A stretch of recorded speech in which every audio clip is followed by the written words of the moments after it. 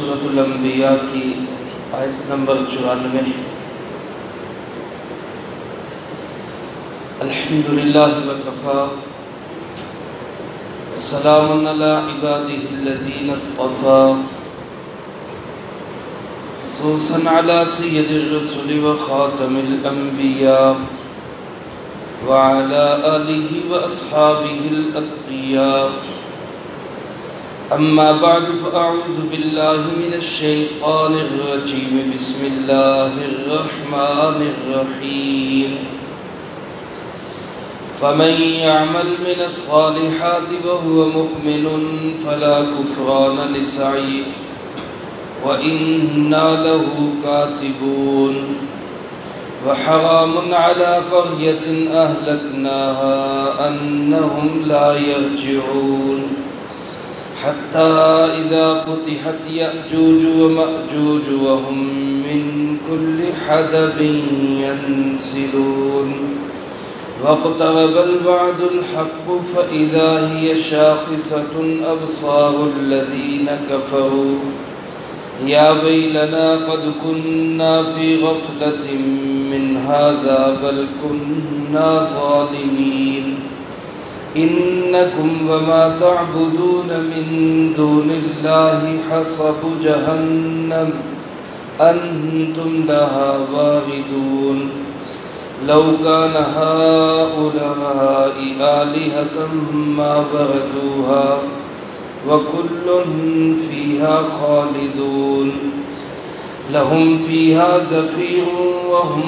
فيها لا يسمعون إن الذين سبقت لهم منا الحسنى أولئك عنها مبعدون لا يسمعون حسيسها وهم فيما اشتهت أنفسهم خالدون لا يحزنهم الفزع الأكبر وتتلقاهم الملائكة هذا يومكم الذي كنتم توعدون يوم نطوي السماء كطي السجل للكتب كما بدأناها أول خلق نعيده وعدا علينا إنا كنا فاعلين۔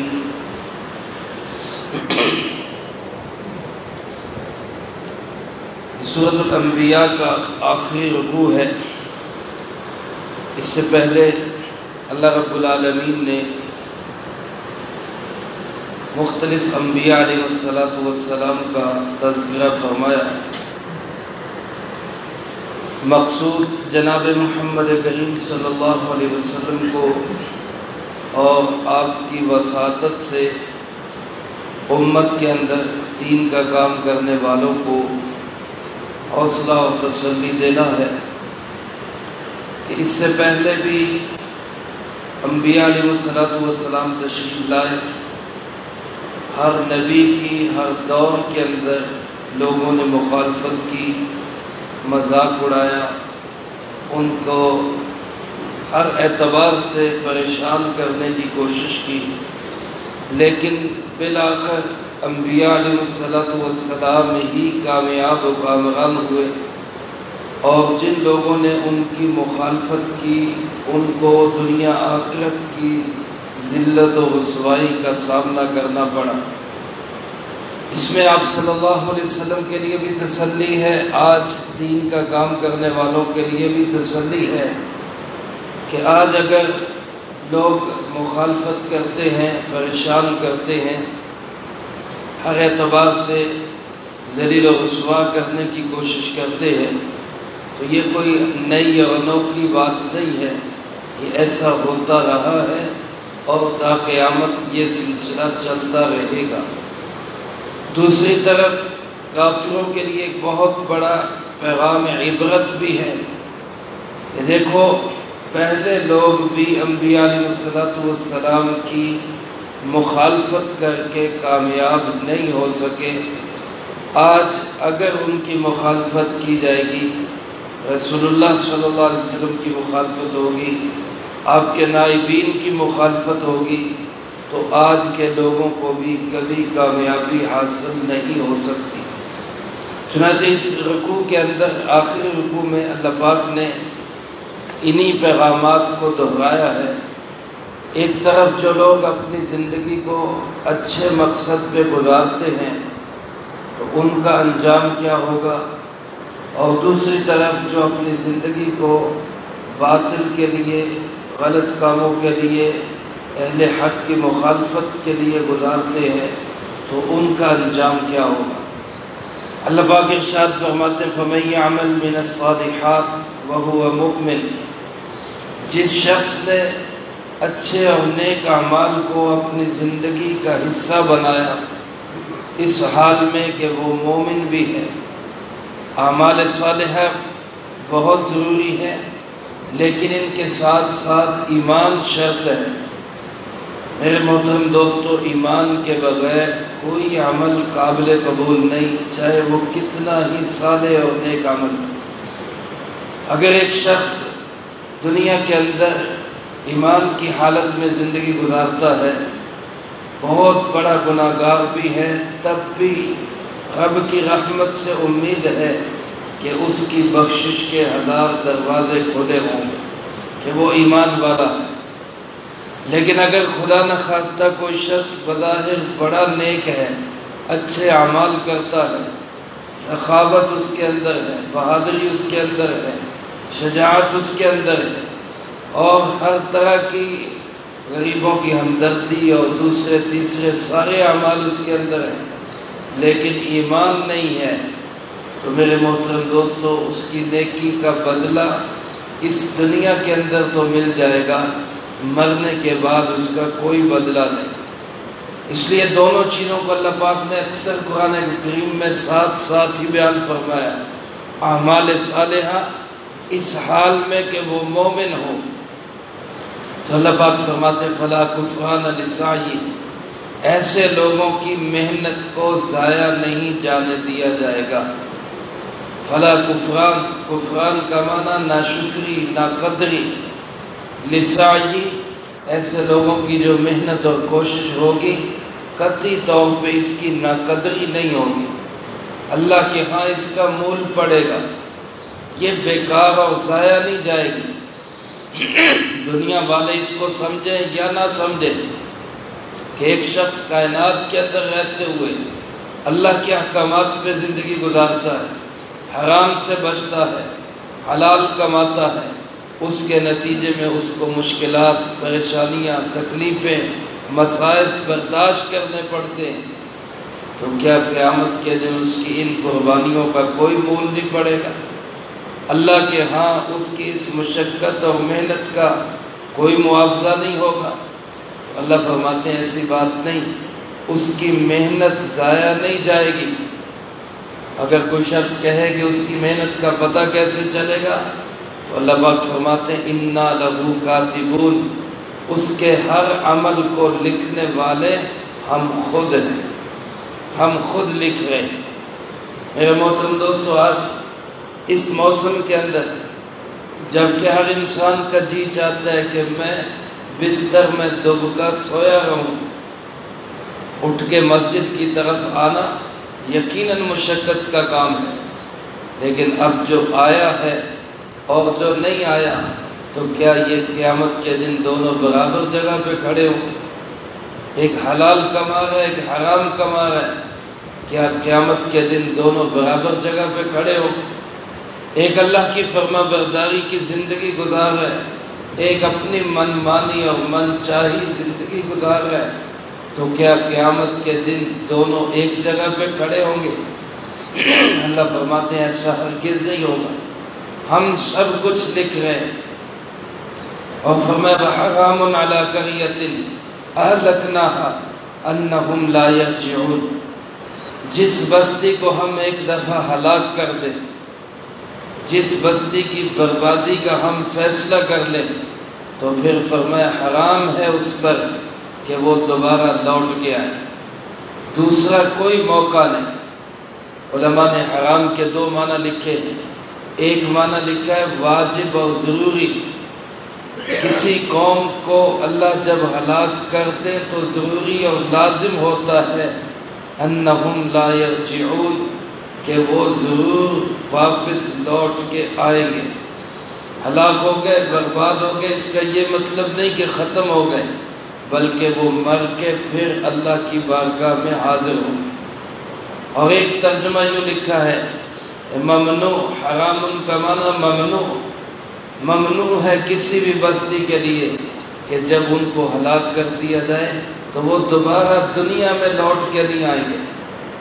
اگر کوئی یہ سمجھتا ہے کہ ایک دفعہ پھر موقع مل جائے گا تو اللہ فرماتے ہیں یہ ممنوع ہے، شرعی طور پہ ایسا ہو نہیں سکتا، وہ کبھی بھی دوبارہ اٹھ نہیں سکتے۔ جن کو ایک دفعہ اللہ پاک نے ہلاک و برباد کر دیا، ان کا اٹھنا کب ہوگا؟ فرمایا جب قیامت آئے گی، قیامت میں ہی اٹھیں گے۔ اور قیامت کی اولین نشانیوں میں سے ایک نشانی یہ ہے حتی اذا فتحت یاجوج و ماجوج، جب یاجوج اور ماجوج کا دروازہ کھول دیا جائے گا۔ حدیث پاک میں آتا ہے رسول اللہ صلی اللہ علیہ وسلم نے ایک موقع پہ آپ تشریف لائے تو حضرات صحابہ اکرام رضی اللہ تعالی مجمعین تشریف فرما تھے۔ آپ نے ان سے پوچھا کہ کیا باتیں کر رہے تھے، آپس میں کس چیز کا مذاکرہ کر رہے تھے؟ تو انہوں نے عرض کیا جی ہم قیامت کا تذکرہ کر رہے تھے، قیامت کیسے آئے گی، کب آئے گی؟ تو رسول اللہ صلی اللہ علیہ وسلم نے ارشاد فرمایا قیامت اس وقت تک نہیں آئے گی جب تک یہ 10 چیزیں دنیا میں واقع نہیں ہو جائیں گی۔ 10 چیزوں کا آپ نے ذکر فرمایا، ان میں سے پہلی اور ابتدائی چیز جس کا ذکر فرمایا گیا اور ایک سر فہرست اور بڑی چیز وہ یاجوج ماجوج کا کھلنا۔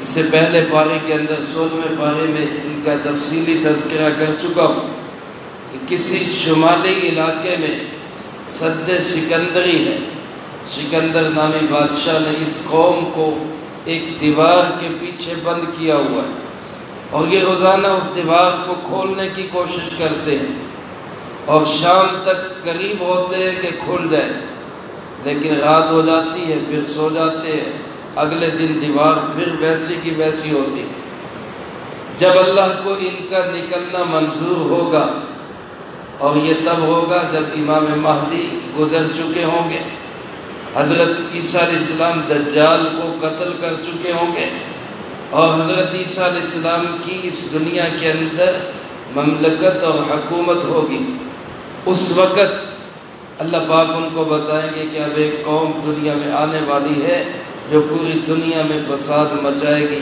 اس کے فساد سے کوئی بچ نہیں سکے گا، لہذا آپ مخلص ایمان والوں کو اپنے ساتھ لے کر کوہ طور پہ تشریف لے جائیں۔ تو حضرت عیسیٰ علیہ السلام کوہ طور پہ تشریف لے جائیں گے، تب اس قوم کے کھلنے کا وقت آئے گا۔ اور علماء نے لکھا ہے تب یہ رات تک دیوار کو چاٹیں گے، کھولیں گے، کریدیں گے، اور جب قریب پہنچیں گے تو کہیں گے کہ کل انشاءاللہ ہم نکل جائیں گے، اب کی بار انشاءاللہ کا لفظ کہیں گے، تو صبح جب اٹھیں گے تو دیوار ویسی کی ویسی ہی ہوگی، اس کو آگے مزید کھود کر یہ دنیا میں پھیلیں گے۔ اور اللہ پاک نے ان کے پھیلنے کا ذکر یوں فرمایا وَهُم مِّن كُلِّ حَدَبٍ يَنْسِلُونَ، یہ ہر ان چاند سے پھسلتے ہوئے آئیں گے۔ حدب کہتے ہیں اونچی جگہ کو، اور ینسلون کا معنی اوپر سے پھسل کے نیچے کو آنا۔ فرمایا ان کی تعداد اس قدر زیادہ ہوگی کہ یوں محسوس ہوگا کہ جیسے یہ پھسلتے ہوئے آ گئے۔ حدیث پاک میں آپ صلی اللہ علیہ وسلم نے ایک موقع پہ ارشاد فرمایا کہ آدم علیہ السلام کو اللہ پاک اجازت دیں گے کہ آپ اپنی اولاد میں سے جو جہنم کے اندر ہیں ان میں سے نکال کے ان کو جنت میں داخل کریں۔ تو آدم علیہ السلام پوچھیں گے کہ اے اللہ کتنے لوگوں کو نکالوں، کتنے لوگوں کو نکالوں؟ تو اللہ پاک ارشاد فرمائیں گے کہ 1000 میں سے ایک کو، 1000 میں سے ایک کو نکالو۔ یعنی 1000 میں سے ایک جنت میں جائے گا اور 999 جہنم کے اندر جائیں گے۔ یہ بات سن کے صحابہ اکرام رضی اللہ تعالیٰ مجمعین کانپ گئے، اللہ کے محبوب اتنی کثیر تعداد جہنم میں جائے گی؟ تو آپ صلی اللہ علیہ وسلم نے تسلی دیتے ہوئے فرمایا کہ گھبراؤ نہیں، وہ ایک جو جنت میں جائے گا وہ تم میں سے ہوگا، اور جو 999 جہنم میں جائیں گے وہ یاجوج ماجوج میں سے ہوں گے۔ وہ ان کی تعداد بہت زیادہ کثیر تعداد ہے۔ اس کثیر تعداد کی وجہ سے یہ یوں محسوس ہوں گے جیسے پھسلتے ہوئے آ گئے، اور صورتحال یہ ہوگی کہ ان کا اگلا حصہ دریائے تبریہ سے گزرے گا تو وہ اس کا پانی اس طرح پی کے خشک کر دے گا کہ جب پچھلا حصہ وہاں پہ آئے گا تو وہ کہے گا لگتا ہے یہاں پہ کبھی کوئی دریا تھا، ایسے خشک ہو چکا ہوگا۔ یہ پوری دنیا میں پھیلیں گے اور فساد مچائیں گے، سب کچھ ختم کر دیں گے، صرف وہی چند لوگ بچیں گے جو حضرت عیسیٰ علیہ السلام کے ساتھ کوہ طور کے اوپر تشریف فرما ہو۔ پھر اللہ پاک ان میں ایک بیماری پیدا کرے گا، یہ سب مر جائیں گے۔ پھر کچھ پرندے آئیں گے جو ان کو اٹھا کے کسی دور دراز کے علاقے میں پھینکیں گے، اور اللہ پاک زمین پہ بارشیں بھیج کر زمین کو دھو دیں گے، اور اس کے بعد زمین کی برکات ظاہر ہوں گی۔ یہ قرب قیامت کا، انتہائی قرب قیامت کا وقت ہوگا۔ اس لیے اس کے ساتھ فرمایا گیا وَاقْتَرَبَ الْوَعْدُ الْحَقُّ، اللہ کا سچا وعدہ قریب آ لگا ہے۔ وہ حقیقی اور سچا وعدہ انتہائی قریب آ لگا ہے۔ فَإِذَا هِيَ شَاخِصَةٌ أَبْصَارُ الَّذِينَ كَفَرُوا، اور جب وہ وعدہ اچانک سامنے آئے گا، فرمایا کافروں کی آنکھیں اٹھی کی اٹھی رہ جائے گی۔ شاخصۃ، کافروں کی آنکھیں کھلی کی کھلی رہ جائیں گی، اور وہ کہیں گے یا ویلنا قد کننا فی غفلہ، ہائے ہماری ہلاکت، ہم نے تو غفلت میں زندگی گزار دی، ہم نے تو بیکار میں زندگی گزار دی، اس وعدہ قیامت سے ہم غفلت میں پڑے رہے۔ پھر ساتھ ہی احساس ہوگا کہ نہیں، غفلت تو نہیں تھی، ہمیں تو اللہ کے نبیوں نے بتایا تھا، ان کے نائبین نے، علماء نے، مبلغین نے، واعظین نے ہمیں آگاہ کیا تھا، غفلت نہیں تھی، بل کننا ظالمین، بلکہ ہم ہی ظالم تھے، ہم نے اس طرف دھیان ہی نہیں دیا۔ اللہ پاک فرماتے ہیں اب سنو، انکم وما تعبدون من دون اللہ، تم بھی اور جن کی تم پوجا کرتے ہو اللہ کے سوا، سب کے سب حسب جہنم، جہنم کا ایندھن بنو گے۔ انتم لہا واردون، تم سب کے سب اس جہنم میں وارد ہوو گے، کوئی شک نہیں اس میں۔ سب تم بھی، تمہارے معبودان باطلہ بھی، سب اس جہنم کا ایندھن بنیں گے۔ اور فرمایا لو کان ہؤلاء آلہہ، اگر یہ معبود ہوتے، اگر یہ الہ اور خدا ہوتے، ما وردوہا، کبھی بھی جہنم میں نہ جاتے، وکل فیہا خالدون، سب کے سب اس میں ہمیشہ رہیں گے۔ عابدین بھی، عبادت کرنے والے بھی، معبودان باطلہ بھی، سب جہنم میں رہیں گے۔ لہم فیہا زفیر، اور اس جہنم میں ان کے لیے چیخ و پکار ہوگی۔ زفیر گدے کی آواز کو کہا جاتا ہے جب وہ ابتدا میں تیز ہوتی ہے، اور قرآن کریم میں دوسری جگہ جہنمیوں کی آواز کو شہیق کہا گیا ہے۔ علماء فرماتے ہیں شہیق گدے کی آواز کو کہا جاتا ہے جب وہ آخر میں آہستہ ہو جاتی، نرم ہو جاتی، تو گویا کبھی اونچی آواز سے چیخیں گے، کبھی آہستہ آواز سے چیخیں گے، اور اللہ فرماتے ہیں وَهُمْ فِيهَا لَا يَسْمَعُونَ، وہاں ان کی بات کو کوئی سننے والا نہیں ہوگا۔ یہاں میرے محترم دوستو ایک دفعہ اللہ کو پکاریں یا اللہ، اللہ پاک پڑھ کے جواب دیتے ہیں، بندے کی پکار کا جواب دیتے ہیں، بندوں کو بتاؤ اذا سألک عبادی عنی فإنی قریب، جب یہ مجھے پکارتے ہیں میں بڑا قریب ہوتا ہوں۔ اجیب دعوت الداعی اذا دعانی، جب پکارنے والا مجھے پکارتا ہے میں اس کی پکار کا جواب دیتا ہوں۔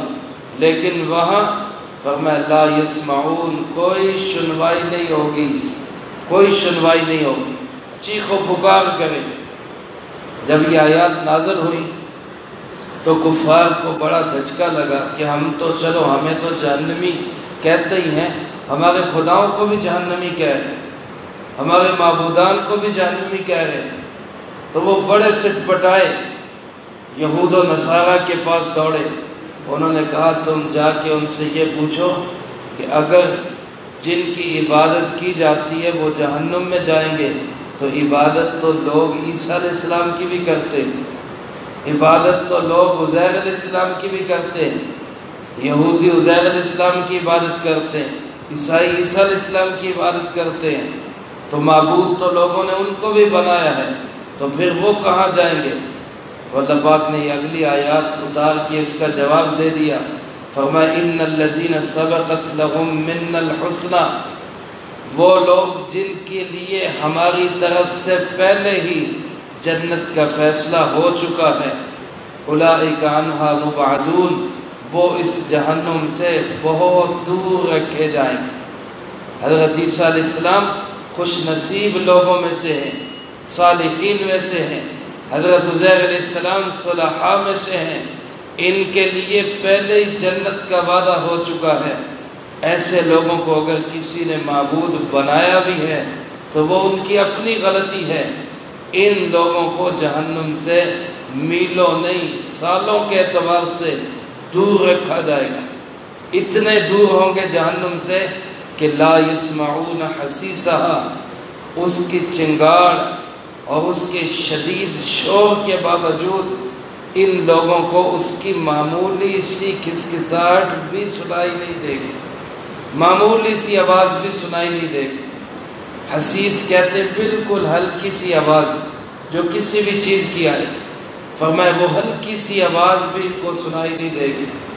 وَهُمْ فِي مَشْتَهَتْ أَنفُسُهُمْ خَالِدُونَ، اور یہ تو اپنی من چاہی زندگی کے اندر ہمیشہ ہمیشہ خوش و خرم رہیں گے۔ لا يحزنهم الفزع الاکبر، ان کو بڑی گھبراہٹ پہ بھی کوئی خوف نہیں ہوگا۔ بڑی گھبراہٹ سے مراد کیا ہے؟ علماء فرماتے ہیں جب نفخہ ثانیہ میں پھونک ماری جائے گی، ایک نفخہ ہوگا، پہلی دفعہ پھونک ماری جائے گی تو ساری انسانیت پہ موت طاری ہو جائے گی، ساری مخلوقات مر جائیں گی، اور پھر دوسری دفعہ نفخہ ثانیہ ہوگا جب سب اٹھ کے کھڑے ہو جائیں گے، اور بعض رات فرماتے ہیں یہ 3 دفعہ ہوگا۔ پہلی دفعہ جب آواز آئے گی تو سب پہ گھبراہٹ طاری ہو جائے گی، اس کو فزع اکبر کہا گیا ہے، بڑی گھبراہٹ۔ پھر دوسری دفعہ پھونک ماری جائے گی تو بے ہوش ہو جائیں گے سب، فصعق من فی السماوات ومن فی الارض الا من شاء اللہ، سب پہ بے ہوشی طاری ہو جائے گی، موت کی بے ہوشی۔ اور پھر تیسری دفعہ پھونک ماری جائے گی تو سب اٹھ کے کھڑے ہو جائیں گے، اپنے رب کی طرف دوڑیں گے۔ فرمایا بڑی گھبراہٹ سے اللہ ایسی مقدس ہستیوں کو محفوظ رکھے گا۔ وَتَتَلَقَّاهُمُ الْمَلَائِكَةُ، اور فرشتے ان سے ملاقات کریں گے، فرشتے ان کے پاس آئیں گے اور وہ ان سے کہیں گے ھذا یومکم الذی کنتم توعدون، یہی ہے آپ کا وہ دن جس کا آپ کے ساتھ وعدہ کیا گیا تھا، یہی وہ قیامت کا دن ہے جس کے متعلق آگاہ کر دیا گیا تھا۔ اور اللہ فرماتے ہیں جب یہ دن آئے گا نطوی السماء، ہم آسمانوں کو لپیٹ دیں گے، آسمانوں کو ہم طے کر دیں گے، کطی السجل للکتب، ایسے جیسے فائل لکھے ہوئے کاغذوں کو کور کر دیتی۔ سجل عربی زبان میں فائل کور کو کہا جاتا ہے، اور بعض رات نے فرمایا سجل اس فرشتے کا نام ہے جو ہم انسانوں کے اعمال کے لکھے ہوئے کاغذوں کو لپیٹ دیتا ہے۔ اللہ فرماتے ہیں کہ ہم فائل کور کی طرح کاغذوں کو، ان آسمانوں کو لپیٹ دیں گے، یا جیسے سجل نام کا فرشتہ کاغذوں کو لپیٹ دیتا ہے، اللہ فرماتے ہیں ہم ایسے آسمانوں کو لپیٹ کر طے کر کے سائڈ پہ کر دیں گے اور سب ہمارے سامنے آئیں گے۔ کیسے آئیں گے؟ فرمایا کما بدأنا اول خلق نعید، جیسے ہم نے پہلی دفعہ تمہیں پیدا کیا ویسے ہی تم اٹھ کے ہمارے پاس لوٹ کے آؤ۔ اگر کسی کو سمجھ نہ آئے کہ دوبارہ کیسے زندگی ہے تو وہ اس پہ غور کر لے کہ 50 سال 40 سال میری عمر سے پہلے میں کچھ بھی نہیں تھا، اللہ نے مجھے بنایا، تو جو پہلی دفعہ بنا سکتا ہے وہ دوبارہ گرا کے پھر بھی بنا سکتا ہے، لوٹائے گا وہ۔ اور حدیث پاک میں آپ صلی اللہ علیہ وسلم نے ارشاد فرمایا انکم محشورون حفاتا عراتا غرلا، تم سب کے سب اللہ کے سامنے جمع کیے جاؤ گے اس حالت میں کہ تمہارے پاؤں بھی ننگے ہوں گے، جسم بھی ننگے ہوں گے، اور تمہارے ختنے بھی نہیں ہوئے ہوں گے، جیسے تمہیں پہلی دفعہ پیدا کیا گیا۔ جب بچہ دنیا میں آتا ہے پاؤں میں کوئی جوتا نہیں ہوتا، جسم پہ کوئی لباس نہیں ہوتا، ختنہ نہیں ہوا ہوتا، اس حال میں دنیا میں آتا ہے، تو فرمایا اسی طرح تم دنیا سے جب اٹھائے جاؤ گے، قبروں سے جب اٹھائے جاؤ گے، اور یہی صورتحال ہوگی۔ آپ صلی اللہ علیہ وسلم نے ارشاد فرمایا سب سے پہلے مجھے جنت کا لباس پہنایا جائے گا، اور سب میدان حشر میں برہنہ حالت میں اللہ کے سامنے کھڑے ہوں گے۔ حضرت عائشہ رضی اللہ تعالیٰ عنہ نے پوچھا اللہ کے محبوب کیا ایک دوسرے سے حیا محسوس نہیں ہوگی؟ آپ نے فرمایا عائشہ معاملہ اتنا سنگین ہوگا، اتنا خوفناک اور خطرناک ہوگا کہ ایک دوسرے کی طرف دیکھنے کی ہمت بھی نہیں ہوگی، فرصت ہی نہیں ہوگی، پتہ ہی نہیں چلے گا کون کس حال میں کھڑا۔ اور یہ کون کرے گا؟ اللہ فرماتے وعدن علینا، یہ وعدہ ہمارے ذمے ہے، یہ ہمارے ذمے ہے یہ وعدہ، انا کننا فاعلین، اور ہم کر سکتے ہیں، ہم ایسا کرنے والے ہیں، ایسا ہو کے رہے گا۔ میرے محترم دوستو، میرا آپ کا یقین ہے الحمدللہ، اللہ ہمیں اسی یقین پہ موت نصیب فرمائے کہ موت آئے گی، قیامت قائم ہوگی، ہمیں اللہ کے سامنے کھڑے ہونا ہے۔ آج ایک بڑی انسانیت ایسی ہے جن کا آخرت پہ ایمان ہی نہیں ہے، ان کو آخرت سمجھ میں ہی نہیں آتی۔ ایک تو ہم اللہ کا شکر ادا کریں ہمیں آخرت سمجھ میں آتی ہے، اور دوسرا جو آخرت کو مانتے ہی نہیں، جن کا آخرت پہ ایمان ہی نہیں ہے، وہ تو بے فکری کی زندگی گزارے سمجھ میں آتا ہے، لیکن ایک مسلمان جس کا آخرت پہ ایمان ہے وہ بے فکری کی زندگی گزارے یہ سمجھ میں نہیں آتا کہ اس کو فکر ہی نہ ہو کہ میرا آخرت میں کیا بنے گا۔ اس لیے مجھے آپ کو آخرت کا فکر کرنا ہے، اس بات کا دھیان کرنا ہے کہ ہماری زندگی ایسی نہ ہو کہ کل قیامت کے دن رب کے سامنے کھڑے ہوں ہم شرمندہ ہوں، حضور نبی پاک صلی اللہ علیہ وسلم کے سامنے کھڑے ہوں تو ہماری آنکھیں نیچے جھکی ہوں، بلکہ ہم اس طرح کی زندگی گزار کے جائیں کہ اللہ اس کے حبیب صلی اللہ علیہ وسلم کے سامنے ہم سرخرو ہوں۔ اللہ ہمیں ایسی زندگی نصیب فرمائے جو کہا سنا اس کو زندگی میں لا کے دوسروں تک پہنچانے کی توفیق عطا فرمائے۔ اللہم انت السلام و منک السلام، تبارک ربنا و تعالیت یا ذا الجلال والاکرام۔ اللہم اعنا علی ذکرک و شکرک و حسن عبادتک، اللہم احسن عاقبتنا فی الامور کلها واجرنا من خزی الدنیا وعذاب الآخرہ۔ اللہم واقیتا کواقیت الولید، اللہم استر عوراتنا وآمن روعاتنا، اللہم انا نجعلک فی نحورہم ونعوذ بک من شرورہم، ربنا تقبل منا انك انت السميع العليم وتب علينا إنك أنت التواب الرحيم صلى الله على النبي الكريم وعلى آله وأصحابه أجمعين برحمتك يا